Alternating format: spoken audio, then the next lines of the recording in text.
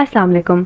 मार्च 2025 में मैंने Pakistan skill development initiative पर एक वीडियो बनाई थी। उस वक्त भी मुझे शक था कि ये इनिशिएटिव कुछ ठीक नहीं लग रहा। वीडियो में आप देखेंगे कि मैं मुकम्मल तौर पर कायल नहीं थी और काफ़ी सवालात उठा रही थी। इसी शक की बुनियाद पर मैंने वो वीडियो प्राइवेट कर दी थी ताकि पहले मुकम्मल तस्दीक कर लूँ। अब वक्त गुजरने के बाद सामने आ चुका है कि ये एक मुनज़्ज़म फ्रॉड था जिसमें बहुत से लोग धोखा खा गए हैं। मैं ये वीडियो दोबारा इसलिए अपलोड कर रही हूँ ताकि आपको दिखा सकूँ कि आजकल फ्रॉड कितने स्मार्ट तरीके से किए जाते हैं। ये सिर्फ एक वीडियो नहीं बल्कि एक सबक है। इस वीडियो को देखें, सोचें और सीखें कि ऐसे स्कैम्स में क्या अलामात होती हैं, क्या चीज़ मशकूक होती है, कौन सी बातें आम तौर पर फ्रॉड करने वाले इस्तेमाल करते हैं, हमें खुद को और दूसरों को कैसे महफूज रखना है। अगर आपको लगता है कि ये मालूमात किसी और के भी काम आ सकती है तो वीडियो को लाजमी शेयर करें। ये स्कैम सिर्फ सादा फ्रॉड नहीं था बल्कि एक जहानत से बनाया गया जाल था।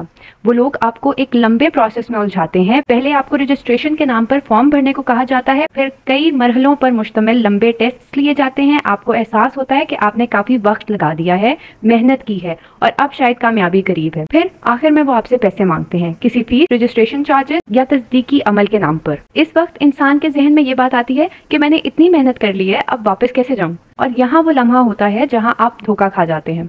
यही इनका असल हथियार है, आपकी मेहनत को एक नफ्सियाती दबाव में बदल देना। I did apply on the portal myself. I secured 89% in the admission test, but कुछ ऐसी चीज़ें हैं जिसमें मैं थोड़ा स्केप्टिकल हो गई हूँ। सेकंड स्टेप, आपने हाउ इट वर्क की वीडियो डिटेल में देखनी है और उसके बाद आपने खुद रजिस्टर कर लेना है।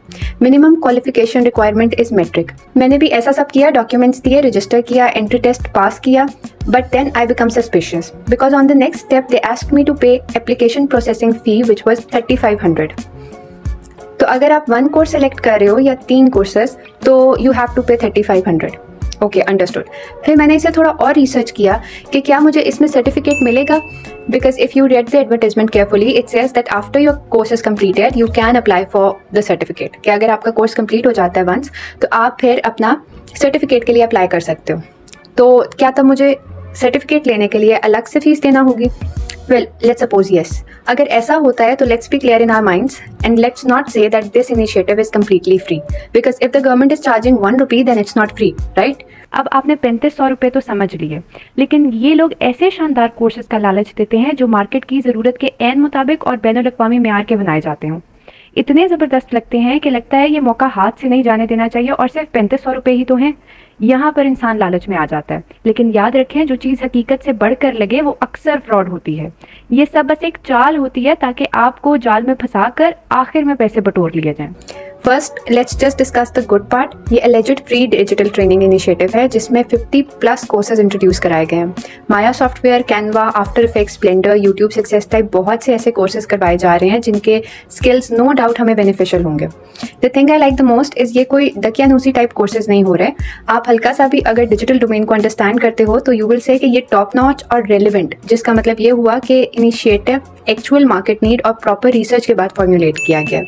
And also you can apply for certificate at the end of the course. मैं इसलिए मशकूक हुई क्योंकि इन कोर्सेज में जो सॉफ्टवेयर सिखाने का वादा किया जा रहा था वो ज़्यादातर पेड सॉफ्टवेयर थे। But there is one more thing that I want to add.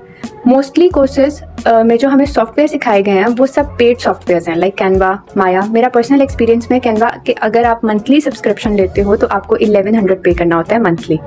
And Maya software is somewhere between 20,000 to 25,000। तो एक दफ़ा आप अच्छे सॉफ्टवेयर पर स्किल तो डेवलप कर लेंगे, लेकिन क्या आप उसे सस्टेन कर सकेंगे? क्योंकि अल्टीमेटली आप जिस सॉफ्टवेयर पर ट्रेनिंग लोगे आपको आगे उसकी सब्सक्रिप्शन तो लेनी पड़ेगी। मैं खुद इन सॉफ्टवेयर को इस्तेमाल करती हूँ और मुझे मालूम है कि इनके लिए मंथली या एनुअल सब्सक्रिप्शन दरकार है। लेकिन एक आम इंसान जो डिजिटल फील्ड से वाकिफ नहीं है वो ये सब कैसे समझेगा? इसलिए ज़रूरी है कि जब भी कोई कोर्स या मौका मिले तो आप खुद से रिसर्च करें। ये कोर्स किस चीज़ पर है, क्या इसमें इस्तेमाल होने वाले टूल्स फ्री हैं या नहीं। तहकीक ही वो चीज़ है जो आपको धोखे से बचा सकती है। ये सिर्फ मेरा एक ज़ाती तजर्बा नहीं है बल्कि एक बहुत आम मसला बनता जा रहा है। 2023 में डॉन अखबार में शायर आज़म आलम रिपोर्ट करते हैं कि पाकिस्तान में तकरीबन 52% लोग वो हैं जो कि एक ना एक दफ़ा ऑनलाइन फ्रॉड का शिकार हो चुके हैं, जबकि 21% वो लोग हैं जो कि बार बार ऑनलाइन फ्रॉड का शिकार हुए हैं। ये आदादोशुमार जाहिर करते हैं कि हम में से आधे से ज़्यादा लोग कम से कम एक बार तो ज़रूर इस जाल में फंस चुके हैं। और इसकी एक बहुत बड़ी वजह यह है कि हम ना तो रिसर्च करते हैं या फिर लालच में आकर एतमाद कर लेते हैं। तो यहाँ आपने ये समझा कि किस तरह फ्रॉड होते हैं और किस तरह आपने इन फ्रॉड्स को मशकूक बनाते हुए अपनी रिसर्च करनी है। ये वीडियो किसी इदारे या फ़र्द को बदनाम करने के लिए नहीं, बल्कि एक सबक के तौर पर दोबारा शेयर कर रही हूँ। मेरा मकसद सिर्फ ये है कि आप खुद तहकीक करना सीखें, सवाल करें और लालच में आकर फ़ैसले ना करें। अगर आपको लगे कि ये मालूमात किसी और की आंखें खोल सकती हैं तो इसे ज़रूर आगे शेयर करें। और याद रखें, जो चीज़ हकीकत से ज़्यादा अच्छी लगे इस पर ज़रूर शक करें। शक की ताकत को कमज़ोरी ना समझें, ये आपको फ्रॉड से बचा सकती है।